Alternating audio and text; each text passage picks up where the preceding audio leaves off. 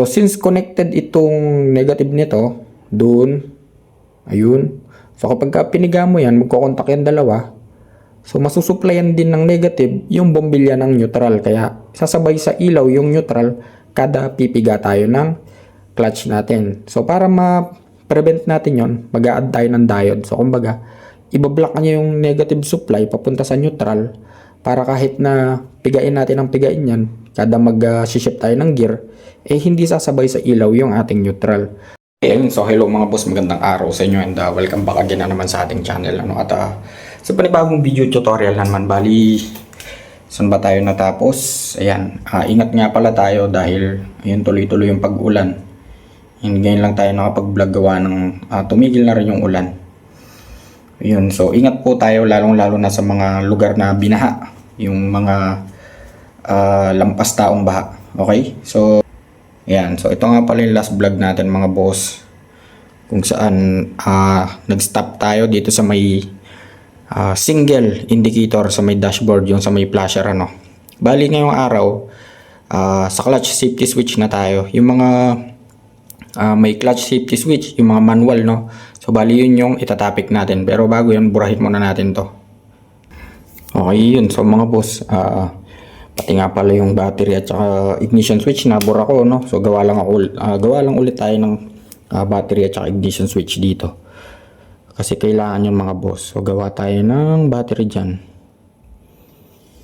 Yan, so may battery tayo dito. Siyempre may terminal yan. Positive at negative. Lagyan lang natin ng 12 volts battery. Okay. So sa battery natin mga boss, kung mapapansin nyo, may nakatap dyan na terminal ng kulay red. So dyan din nakatap yung kulay red na wire. Yun. Which is dumaan sa fuse natin. So ito yung stock fuse ng motor natin. Ayan. So yung main fuse ng motor natin, ang buong system or ng buong wiring ng motor natin. So usually 10 amps yan. And then, yung red wire na yan mga boss, tatakbo lang yan sa ignition switch. Okay, so gawa tayo ng ignition switch dito. Yun, gawa tayo ng bilog, key slot. Siyempre pati katawan niya, yung mga contact points, yung pinaglalagyan. At ayun, so yan na yung red wire natin. So live yan mga boss, ano, from positive terminal ng battery. Yun, kapag ka-in-on mo yung ignition switch, nag-on ka. So dito kasi yung pa-on eh.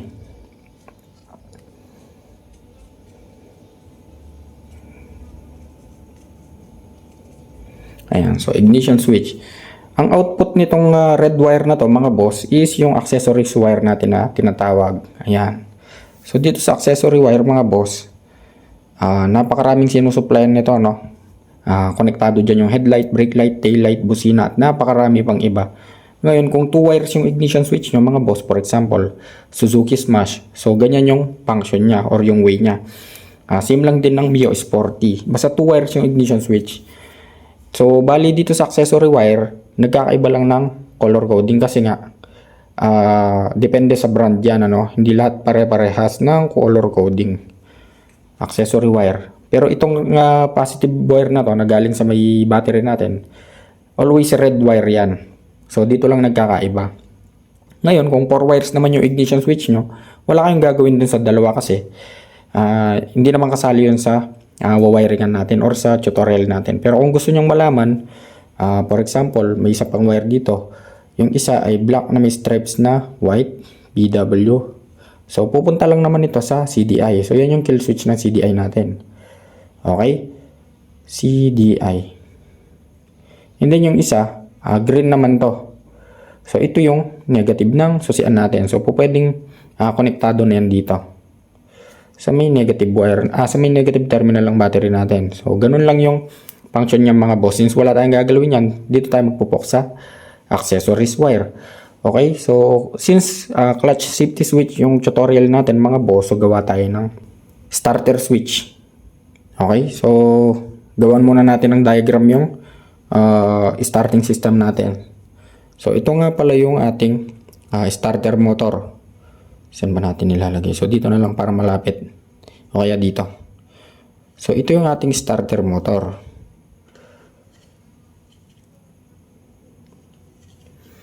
Okay. So meron pang karugtong dito yan. At ito yung kanyang pinion. Okay. So papunta na to sa loob ng makina natin. Ngayon mga boss, kung wala kayong mapansin na negative wire dyan, so ibig sabihin nakatap na yan sa chassis, sa body ng motor, yun na yung pinaka-negative niya. So naka-body ground na siya. So ang hanapin nyo na lang dyan is yung positive wire, yung kulay red na wire. Ngayon mapapansin nyo yung red wire na yan mga boss, napakataba niyan. Okay? Pupunta na yan dito sa may battery natin. Okay? Yun. So imagine yan, tumagos dyan. Pero before sila tagpo mga boss, dadaan muna yan sa starter relay natin. Okay, so meron tayong starter relay dito. Bilog. Ayan, usually ganyan yung itsura niyan. Cylindrical yung itsura niyan. Pagkatapos may dalawang tornilyohan yan. Ayan, so kung di ako nagkakamali, 10mm. Ngayon, before magdikit tong dalawa na to mga boss, so dito muna siya magko-connect. Yung isang wire na galing sa positive ng battery, which is dumaan sa ilalim, ko-connect dito sa kabila. So positive yan. Ngayon, same lang din dito sa kabila. Ko-connect lang sa kabilang tornilyo, positive pa rin yan. Okay, so from positive terminal ng battery, dumaan sa starter relay, tumagos, nirelay yung current, at boom. So magka-crank na. Pero para ma-trigger ito mga boss, kailangan nyo ma-supplyan ng positive at negative. So meron tayong dalawang wire dyan. Okay? Yun, hindi pa nga pantay. So may dalawang wire tayo dyan. Isang positive at isang negative. Okay? So ito na yung mga wires ng trigger natin. So usually ang color nito mga to, tulad yan ang sinabi ko mga boss, nag-iiba yung color coding yan depende sa brand. So since maraming Honda at saka China na same color coding, yun na yung gagamitin natin. So itong kulay ng positive na to mga boss, itong mga wires na to, yung isa dyan ay yellow at yung isa ay green. Okay? So yung yellow na may stripes na red, yun yung positive. And yung green, yun yung negative. Okay? So dito na ngayon papasok yung push start switch natin. So balik tayo dito sa accessory wire mga boss. Ayan. And then, may push start tayo dito. Ayan. So, may kidlat na logo yan. Mabilog. So, hindi ko na ginamit yung symbol ng push start, no? So, yan na yung ginamit ko. Okay. So, nakakuha na siya ng supply dito sa may accessory wire natin, which is positive din. So, ang kabilang wire niyan, tatakbo lang dito. Yun. So, may supply na yung starter relay natin. Negative na lang ang kailangan. Dito sa negative na to, mga boss, okay, for example, ito, naka-chassis na siya. So, pwede na nating i-connect yan doon. Okay? So, naka-negative na siya. Aandar na siya. Or, pwede rin itong tumakbo dito sa may battery. Ayan, basta kahit isang source ng negative. Ayan, pwede rin yan. Okay, so, since meron tayong clutch safety switch, may iba yung wiring ng negative natin. So, tatanggalin natin yan. Okay, so wala nang connection yan. Yun. Bali, ang mangyayari dito mga boss, ayan, so kanina direkta siya sa negative, makakapag-push start na tayo. May start na yung motor natin or yung starter motor natin, makakapag-crank na tayo. So ngayon, since clutch safety switch nga, magdo-drawing tayo dito ng clutch. So since kaliwa yung clutch natin, ito yung clutch natin. So imagine, ito yung clutch. Ayan. Ayan siya. Pagkatapos, syempre meron tayong handle grip dito. So dito naman sa part na to mga boss, meron tayong micro switch. Okay? So may dalawang wire yung micro switch na yan. Katulad lang din ng sa brake light switch. Okay? So since clutch safety switch nga, so yung isang wire nitong micro switch natin, i-connect na natin dito sa may negative wire ng starter relay natin, which is itong green. Ngayon yung isang wire naman, yan na yung tatakbo dito sa may negative. Okay, so nuggets nyo ba mga boss? So kumbaga nilagyan lang natin ng switch yung negative nitong starter relay. So kumbaga dalawa na yung switch niya. Isa sa may positive side at saka isa sa negative side. So dito naman papasok yung gear indicators natin or yung neutral indicator natin mga boss sa mga manual ano. So gawa tayo ng neutral indicator dito. So ang itsura niyan ay ganito. Yan. So nakadikit yan sa may malapit sa may sprocket na maliit mga boss. Kung mapapansin nyo, andun yan sa ibabaw. Tapos may mga wires yan. Bali yung wires nito, for example, kung TMX 125 yung motor nyo, bali 6 siya. Okay, so isang neutral. Sabihin na natin ito yung neutral. Isang primera, segunda, tercera, kwarta, at saka quinta. Okay, so lahat ng wire na yan mga boss ay kulay green. So negative lahat yan. Ngayon, kung wala man kayo makitang wire dyan na negative, ibig sabihin, body ground na rin siya. So meaning to say, nakakontak na rin siya sa may chassis ng motor, kaya wala na siyang wire. Pero may supply na siya ng negative. So yun na yung pinaka-supply niya, yung negative. Pero nilagyan ko lang ng wire para mas malinaw. Okay mga boss? And then, for example, itong neutral, itong letter N, may bulb na yan, ano? So yan na yung mga indicators natin sa dashboard. Umiilaw na yan. So may mga bombilya na yan. So since negative itong chassis natin, ito may mga contact points yan. So naka-negative na yan, naka-negative na siya, nakakapit na siya sa chassis. So kailangan niya na lang ngayon ng positive. So doon papasok yung ating accessory wire. Okay? So bawat isa dyan mga boss, kukuha ng supply sa may accessory wire. For example, dinugtungan natin to, kaya ako nga nilagyan ng arrow to para kahit saan siya mapunta, no? So for example, ayan, dinugtungan natin, hinabaan natin yung accessory wire, tinawid natin dito. So dito na siya kukuha ng positive side ngayon. Yung neutral, ayun, kukuha ng positive sa accessory wire. Yung primera, kukuha rin ng positive side, positive sa accessory wire. Ganun din sa segunda, tercera, kwarta, at saka sa quinta. Okay, so imagine natin mga boss, yung mga numbers na yan, yung neutral na yan, 1, 2, 3, 4, 5. Yan yung mga bombilya natin. Okay? Inuulit ko mga boss, ano?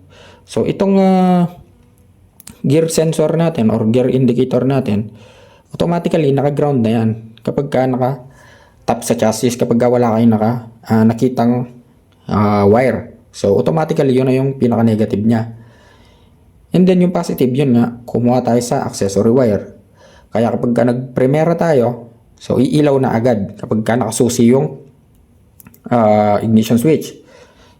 Okay, para mas malinaw, for example, in-on natin yung ignition switch, automatically iilaw dyan yung neutral kasi nga meron na siyang supply ng positive at negative. Ngayon kapag kinambyo mo, hindi pa umaandar yan kapag kinambyo mo, iilaw naman yung primera natin. Lilipat lang yung contact sa loob ng negative. Mawawala ng supply ng negative itong neutral, malilipat naman sa primera yung negative na supply niya. So yun naman yung iilaw. Ganun din sa segunda. Kapag nag-segunda tayo, mawawalan ng supply yung primera, mapupunta naman sa segunda yung supply ng negative. So ganun lang yung flow niya mga boss, or yung function niya, no? So nagko-contact lang yan sa loob, palipat-lipat lang yung supply ng negative sa mga numbers na yan. So dito naman papasok yung yun nga, clutch safety switch. So meron na tayo. Kaya kung mapapansin nyo sa mga manual na motor mga boss, kapag ka pinigaan nyo yung for example naka primera tayo, no, i-start natin yung motor. So hindi nyo siya may start, kailangan nyo pang pigaan, di ba? Kailangan nyo pang hold itong clutch natin para mag-start siya. Ngayon, meron tayong wiring dito sa ating neutral. Okay? So sa neutral wire natin mga boss, ayan, meron tayong wire dyan. So yung wire na yan, dudugtong dito yan sa negative side nitong ating starter relay. Okay? Paano ba yung function yan? Ba't dumugtong? Kasi nga mga boss, kapag ka naka-neutral tayo, for example, in-on mo yung ignition switch and umilaw agad yung neutral. So kahit hindi mo na siya pigain or hindi mo na pigain yung ating clutch, may start mo na siya. So bakit? Kasi nga may supply na agad siya dito sa may ating gear sensor indicator or gear sensor. Okay, ayun, itong wire niya, yan yung negative. Ayun. So tulad nga ng kanina mga boss, kaninang wala pa yung or hindi pa natin in-add yung clutch safety switch. So ganun lang din yung magiging function niya hanggat naka-engage sa neutral yung ating gear. Okay? Ngayon, kapag lumipat naman tayo sa primera, mawawala ng supply itong ating wire papuntang starter relay. From neutral to starter relay, mawawalan siya ng supply. Kailangan mo siyang pigain para may start mo. Nagigets nyo ba mga boss? So ganun din sa segunda. Okay, yun. So nagets nyo ba yung twist dito mga boss? So meron na siyang clutch safety switch at pagkatapos ikinonect pa nila yung neutral indicator. Para nga naman kapag naka-neutral na yung motor, hindi mo na kailangan pigain yung clutch safety switch natin. Ngayon pagka naka-primera, so kailangan mo siyang pigain kasi nga wala nang connection yung negative nitong neutral. So dito papasok yung diode natin mga boss. So meron pang diode dyan. Ayun, nawala na ng punasan lang natin.